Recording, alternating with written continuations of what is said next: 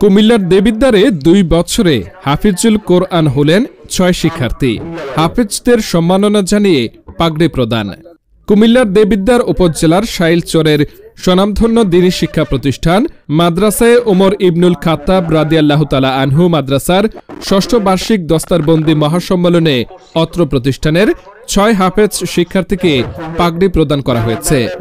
বুধবার ১ জানুয়ারি রাতে উপজেলার শাইলচর মডেল মসজিদ সংলগ্ন ওমর ইবনুল খাত্তাব রাদিয়াল্লাহু তাআলা আনহু মাদ্রাসার প্রাঙ্গণে অনুষ্ঠিত দস্তারবন্দি মহাসম্মেলনে ৬ শিক্ষার্থীকে পাগড়ি পরিয়ে দেন অত্র মাদ্রাসার প্রধান মুফতি সাইদুর রহমান সাইদ ও আমন্ত্রিত অতিথিরা। মাত্র ২ বছরে একসাথে ৬ শিক্ষার্থী হাফিজুল কোরআন শেষ করায় স্থানীয়দের প্রশংসা পাচ্ছেন প্রতিষ্ঠানটি।